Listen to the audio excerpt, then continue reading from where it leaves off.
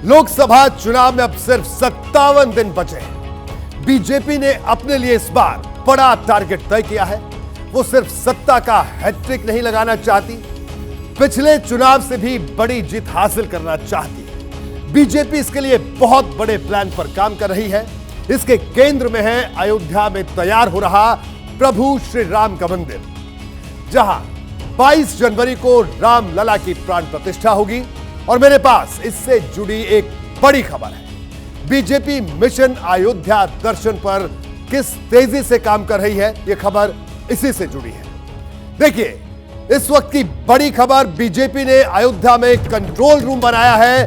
राम भक्तों के लिए यह कंट्रोल रूम बनाया गया है अयोध्या में खास तौर पर, और तमाम इंतजामों की निगरानी इस कंट्रोल रूम के जरिए की जाएगी। इस वक्त की बड़ी खबर, भक्तों के लिए इंतजामों पर नजर रखी जाएगी। इस कंट्रोल रूम में कॉल सेंटर भी होगा बाकायदा, और अयोध्या में आने वालों का बाकायदा पूरा डेटाबेस तैयार होगा।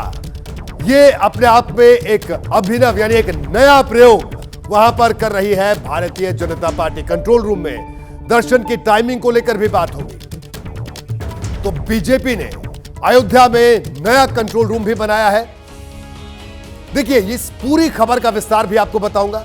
इस खबर पर ज्यादा जानकारी के लिए हम बात करते हैं हमारे सहयोगी अभिषेक उपाध्याय, जो इस वक्त अयोध्या से हमारे साथ जुड़ चुके हैं। अभिषेक, इस वक्त की बड़ी खबर, एक और बड़ी खबर जो अयोध्या से आप दे रहे हैं कि बड़े प्लान पर भारतीय जनता पार्टी काम कर रही है। बाकायदा कंट्रोल रूम और कॉल सेंटर बनाया जा रहा है। आखिरकार क्या है ये योजना?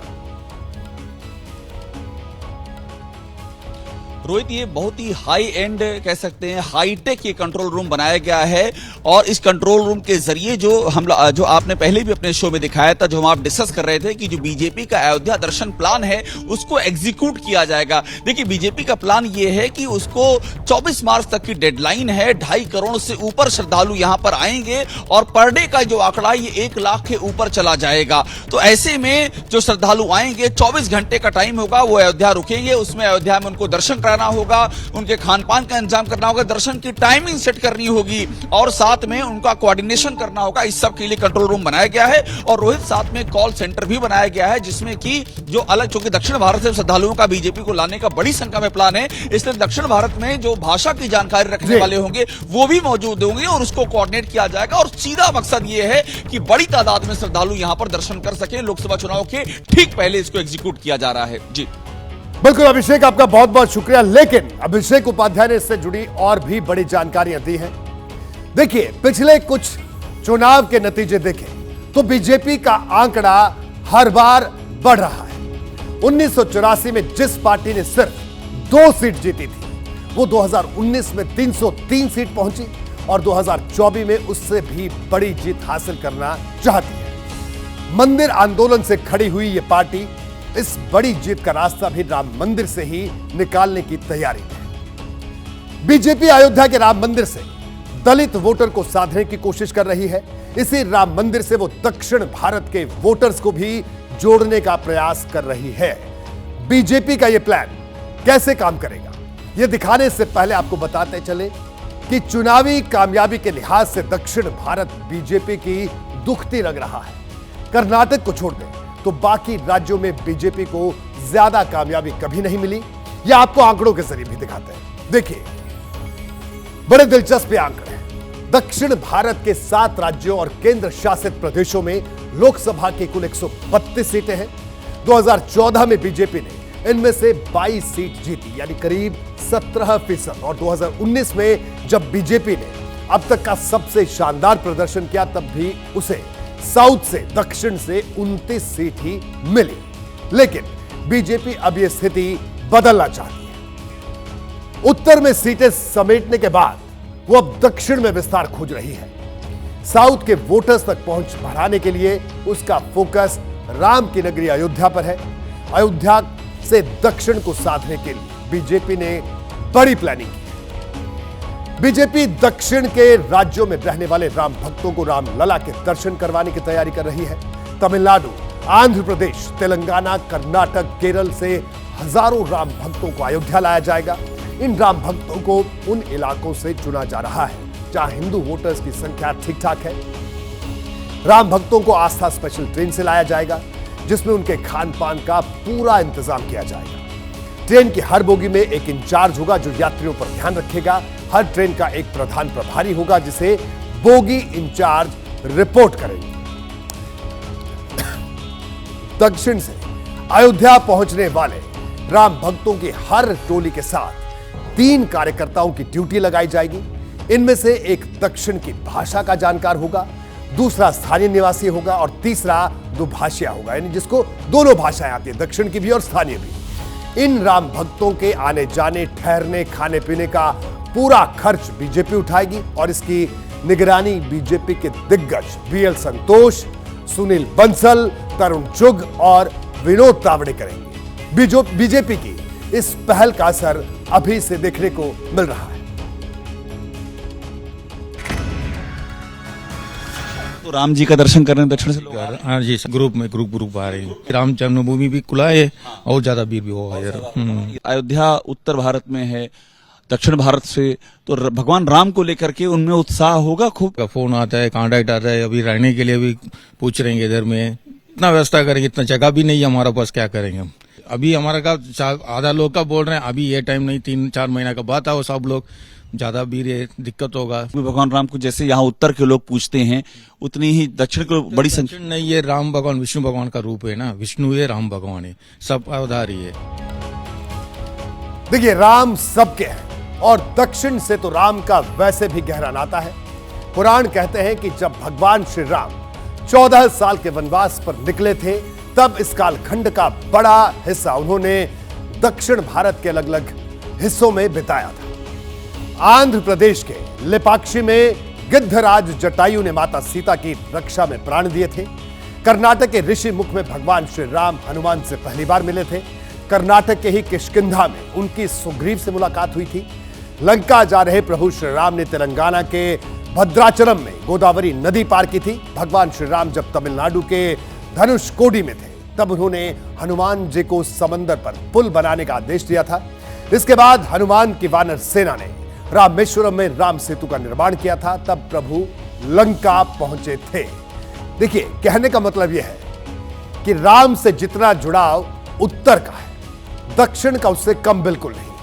और बीजेपी 2024 के चुनाव में इसी सेंटिमेंट को भुनाने की तैयारी में जुट गई है। अब यह प्लान बीजेपी के लिए कितना कारगर होगा, यह बड़ा सवाल है।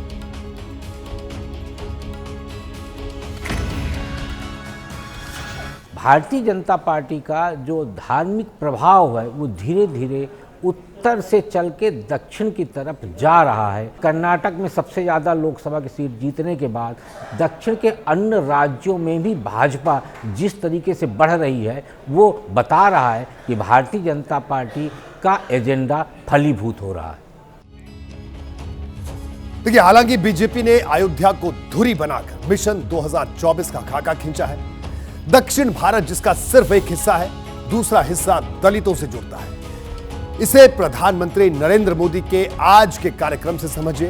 प्रधानमंत्री ने राम मंदिर में प्राण प्रतिष्ठा के लिए 11 दिनों के अनुष्ठान की शुरुआत नासिक के पंचवटी से की, जहां श्री राम ने वनवास का लंबा वक्त गुजारा था। यहां उन्होंने रोड शो भी किया और राम कुंड में पूजा अर्चना भी की। लेकिन कालाराम मंदिर उनकी इस यात्रा का सबसे खास पड़ाव रहा, जहां उन्होंने जमीन पर बैठकर मंजीरा बजाया और साफ सफाई की। यह कालाराम मंदिर राम के वनवास से तो जुड़ा ही है, दलित आंदोलन का प्रतीक भी है। 1930 में डॉक्टर बाबा साहेब भीमराव अंबेडकर ने मंदिरों में दलितों के प्रवेश के लिए आंदोलन की शुरुआत इसी कालाराम मंदिर से की थी। प्रधानमंत्री ने इसी मंदिर से दलित वोटर्स को सबसे स्ट्रांग मैसेज दिया है। देखिए, इसके पीछे की वजह आंकड़ों से समझिए। देश की 543 लोकसभा सीटों में से 84 सीटें दलितों के लिए आरक्षित हैं। 2014 में बीजेपी और उनके सहयोगियों ने इनमें से 46 सीट जीती थी। 2019 के चुनाव में एनडीए ने 54 सीट जीती, मतलब एनडीए को 8 सीटों का फायदा हुआ। ये आंकड़े बताते हैं कि दलित वोटर्स का बीजेपी पर भरोसा बढ़ा है। बीजेपी इसे कायम रखना भी चाहती है, क्योंकि सवाल सिर्फ 84 आरक्षित सीटों का नहीं है, उन 173 सीटों का भी है जहां दलित आबादी 20% से ज्यादा है। किसी भी उम्मीदवार की हार जीत में इनकी बड़ी भूमिका होती है। बीजेपी इन्हें अयोध्या और राम मंदिर के जरिए जोड़ने का हर संभव प्रयास कर रही है। राम मंदिर में प्राण प्रतिष्ठा के लिए वाल्मीकि और रविदास परंपरा के संतों को निमंत्रण भेजा गया है। दलित पुजारियों को राम दर्शन महाअभियान से जोड़ा जा रहा है। भगवान श्री राम मंदिर परिसर में महर्षि वाल्मीकि, निषाद राज और माता शबरी के मंदिर भी बनवाए गए हैं। अयोध्या में एयरपोर्ट का नाम वाल्मीकि एयरपोर्ट रखा गया है। उत्तर भारत में वाल्मीकि अनुसूचित जाति में आते हैं। बीजेपी कार्यकर्ता राम का समरसता का संदेश लेकर दलित बस्तियों में भी जा रहे हैं। घर घर अक्षत वितरण के दौरान दलितों को भगवान श्री राम की तस्वीर भी दी जा रही है। अब देखिए, कई घर तो ऐसे हैं जहां श्री राम की तस्वीर पहली बार पहुंची है। आपको याद होगा, कुछ दिन पहले प्रधानमंत्री मोदी हवाई अड्डे के उद्घाटन के लिए अयोध्या गए थे। तब उन्होंने मीरा मांझी नाम की महिला से उनके घर पहुंचकर मुलाकात की थी। जिस बस्ती में प्रधानमंत्री गए थे, हमारे संवाददाता अभिषेक उपाध्याय उसी बस्ती में पहुंचे। मीरा के घर वालों और बस्ती के दूसरे लोगों से बात की, आपको दिखाते हैं। यहाँ पे कम से कम 600-700 घर है और कम से कम यहाँ से 4 से 5 हजार लोग मतलब रहते 4 से 5 हजार माझी लोगों का मोहल्ला है जहाँ मैं बात कर रहा हैं। हूँ। जी जी जी। यहाँ क्या असर गया है मोदी जी के आने का? वो जब आए तो पूरा मोहल्ला एकदम खुशियों में भर गया। लोग इतने उत्साहित से एकदम जैसे कोई त्योहार चल रहा है, कोई मेला है। हमारे घर पे भी आए, हमको बहुत अच्छा लगा। हम लोग को बहुत खुशी है। भगवान आ गए हम लोग के मोहल्ले में। नहीं तो कोई आता है, इतना बड़ा नेता कोई आएगा गरीब के घर में? कहाँ कोई माझी जात का कोई जानता था? अब तो पूरा देश जान गया है। अब पूरा देश जान गया। ये बात ही मुस्कुरा के आप कह रही हैं? फिर माझी जात को पूरा देश जान गया। हाँ सर।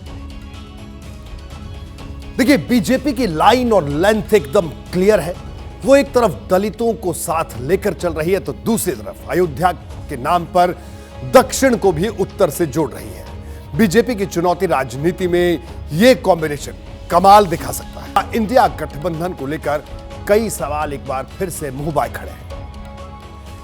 क्या इंडिया गठबंधन में सब कुछ ठीक है? क्या लोकसभा चुनाव तक ये गठबंधन इसी तरह एक धागे में बंधा रहेगा? क्या तमाम अड़चनों के बाद भी सीट शेयरिंग का फाइनल फॉर्मूला निकल आएगा? ये ऐसे सवाल हैं जो अब बहुत बड़े हो गए हैं और इन सवालों के जवाब ढूंढना भी बेहद जरूरी है। आपको याद होगा कि 19 दिसंबर को दिल्ली में इंडिया गठबंधन की चौथी बैठक हुई थी। इस बैठक के बाद बहुत बड़े बड़े दावे किए गए थे।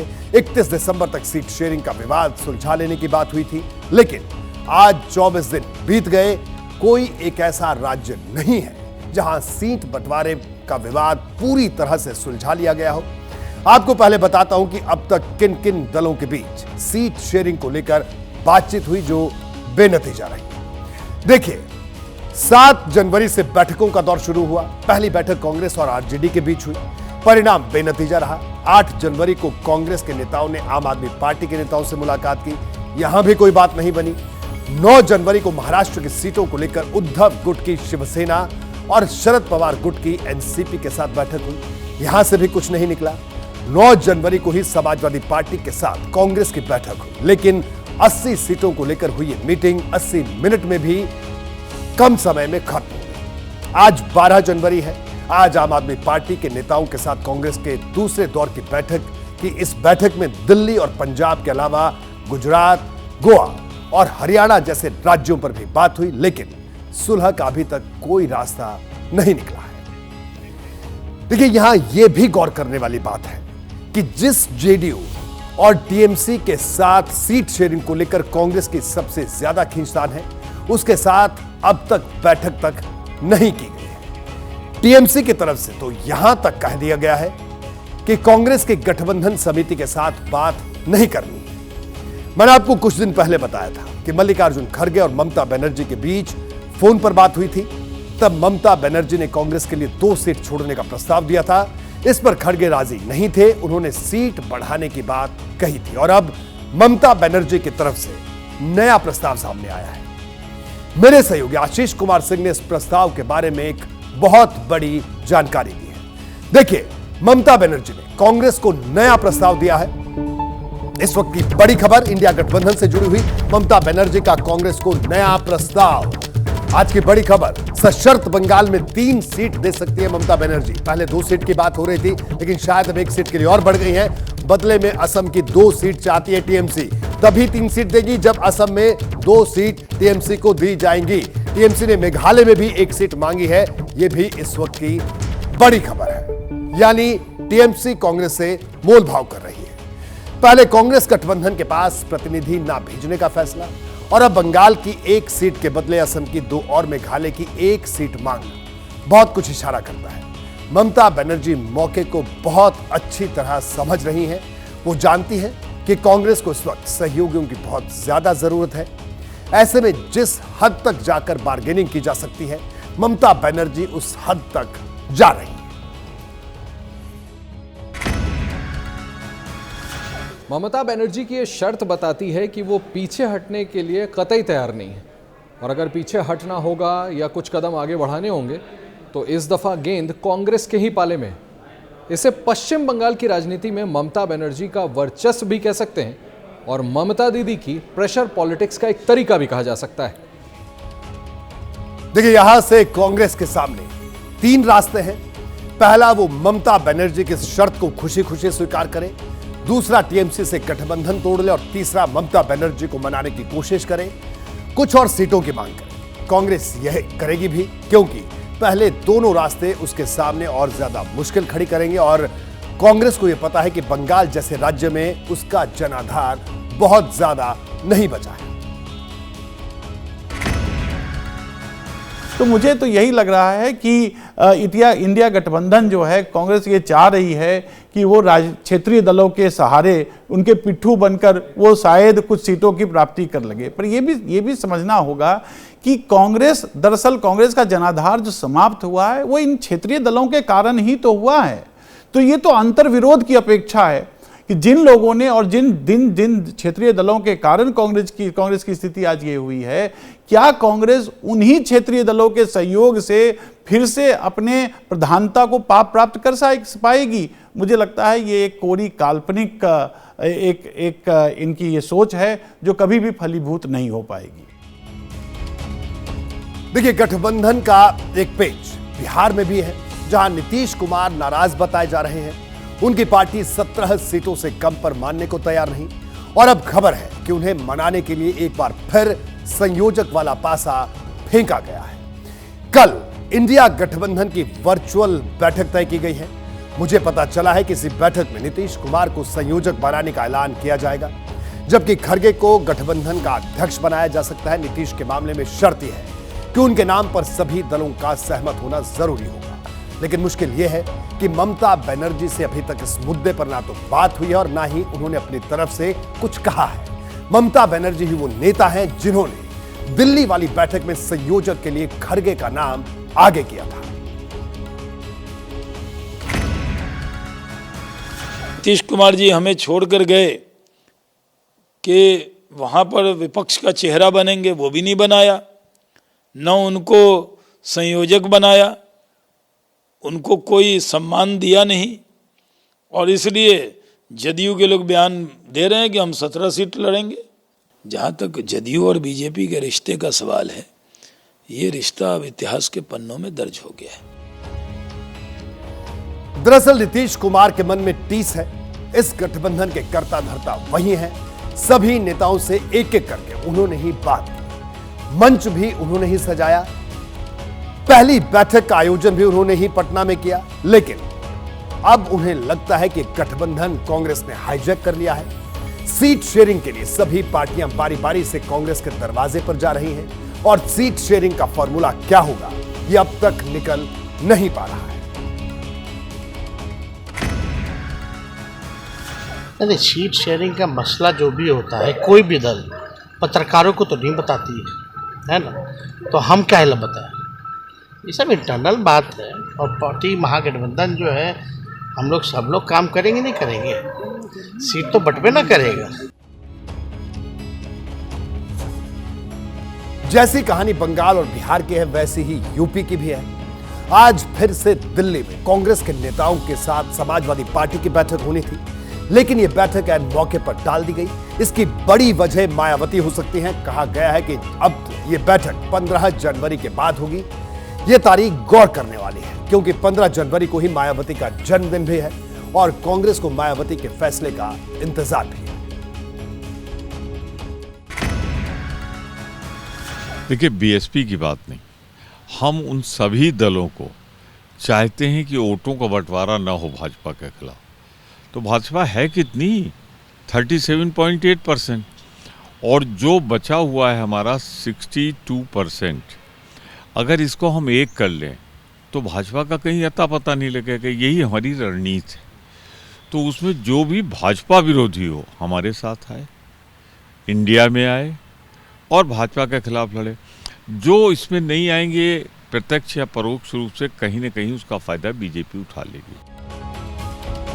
देखिए, कुल मिलाकर कहानी यह है कि इंडिया गठबंधन में अभी तक कुछ भी साफ नहीं है। कौन बचेगा, कौन टूटेगा, कौन किसके साथ चुनाव लड़ेगा, कुछ नहीं कहा जा सकता। आम आदमी पार्टी कह रही है कि कांग्रेस के साथ बातचीत का माहौल पॉजिटिव है, लेकिन पंजाब कांग्रेस के नेता आम आदमी पार्टी का नाम सुनकर ही भड़क जा रहे हैं।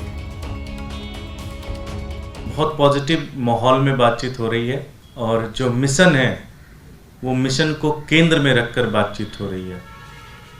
मिशन यही है कि इस देश के अंदर बेरोजगारी के ऊपर चर्चा हो, इस देश के अंदर महिलाओं के सुरक्षा के ऊपर चर्चा हो और इसका समाधान निकाला जाए। मुझे पूरा भरोसा है कि इंडिया गठबंधन एक बहुत ही जल्द ये सारी सीट शेयरिंग और इन सब चीज़ों से निकलकर और आगे चुनाव में एक बेहतरीन प्रदर्शन के लिए काम करना शुरू करेगा। पंजाब के लोग डिफरेंटली सोचते हैं।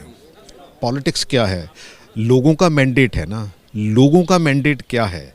लोग ये चाहते हैं कि इनके साथ गठबंधन ना किया जाए। तय नहीं मैं कह सकता, क्योंकि मैं फाइनल डिसीजन मेकर नहीं हूँ। मैं तो अपनी राय बोल रहा हूँ। देखिए, अब इसे क्या कहा जाए। पंजाब में पहले से ही मामला फंसा है और अरविंद केजरीवाल 18 जनवरी से गोवा के दौरे पर जाने वाले हैं। वहां वो लोकसभा चुनाव की तैयारी को धार देंगे। इससे पहले गुजरात भी गए थे। बिना कांग्रेस की सहमति के भरूच सीट पर उम्मीदवार भी उतार दिया। यानी कांग्रेस के सामने चारों तरफ मुसीबत है। कांग्रेस ये जानती है कि अगर पिछले 2 चुनावों में उसे हार मिलती है तो इसके पीछे संगठन की कमजोरी और साथियों का बड़ा अभाव है, जो अभी तक खत्म नहीं हुआ है। 2004 में जब कांग्रेस की सरकार बनी थी तो क्षेत्रीय दलों से ही उसको ताकत मिली थी और इसीलिए 10 साल उसने सरकार चलाई। 2014 और 2019 में उसका गठबंधन कमजोर हुआ और 2019 में तो गठबंधन ढंग से बना ही नहीं। नतीजा हुआ कि बुरी तरह हारी कांग्रेस। इसलिए कांग्रेस एक बार अपोजिशन यूनिटी का अपना इंडेक्स ठीक करना चाहती है, इसीलिए उसने इंडिया गठबंधन बनाया है। और कांग्रेस को यह उम्मीद है कि इस इंडिया गठबंधन के जहां वो बीजेपी को रोक सकती है। वो उसी लाइन पर आगे बढ़ रही है। इंडिया गठबंधन के घटक दलों को कांग्रेस अपनी मजबूती मान रही है, लेकिन हकीकत यही दल उनकी सबसे बड़ी चुनौती है और मौजूदा वक्त में सबसे बड़ी परेशानी है। कांग्रेस को मोदी से तो बाद में लड़ना है। उनका पहला मुकाबला तो उन्हीं दलों से है जो इंडिया गठबंधन में उसके साथ है। अयोध्या में माहौल बहुत तेजी से बदल रहा है। हर तरफ राम नाम की गूंज है। जब 22 जनवरी को रामलला की प्राण प्रतिष्ठा होगी तो मौका और भी यादगार होगा। तमाम खास मेहमानों के बीच एक ऐसा भी चेहरा होगा जो इस मंदिर निर्माण की बहुत अहम कड़ी है। यह है बीजेपी के वरिष्ठ नेता लाल कृष्ण आडवाणी, जिन्होंने रथ यात्रा से जुड़ी अपनी यादें शेयर की हैं। आडवाणी ने कहा कि नियति ने ही तय कर लिया था कि अयोध्या में प्रभु राम का मंदिर जरूर बनेगा। इसके लिए उन्होंने प्रधानमंत्री नरेंद्र मोदी को बधाई दी है। उन्होंने और क्या कुछ कहा है, ये आपको बता दें। देखिए, लाल कृष्ण आडवाणी ने बताया कि करीब 33 साल पहले उन्होंने रथ यात्रा निकाली थी। 25 दिसंबर 1990 को इस रथ यात्रा की शुरुआत गुजरात के सोमनाथ से हुई थी। इस यात्रा में नरेंद्र मोदी भी आडवाणी के साथ थे। उन्होंने कहा कि यह पता नहीं था कि यह यात्रा एक दिन आंदोलन बन जाएगी। जैसे जैसे यात्रा बढ़ रही थी, जनसैलाब उमड़ने लगा था। महाराष्ट्र पहुंचते ही लोगों की भीड़ अचानक से बढ़ गई। पूरी यात्रा में मंदिर वहीं बनाएंगे नारे गूंजते थे। आडवाणी ने बताया कि 10,000 किलोमीटर की यात्रा 10 राज्यों से गुजरी थी। उन्होंने बताया कि गांव के लोग रथ यात्रा को देखकर भावुक हो जाते थे। गांव गांव में प्रभु राम का नारा लग रहा था। पूरे देश के राम मंदिरों का सपना देख रहा था पूरा देश।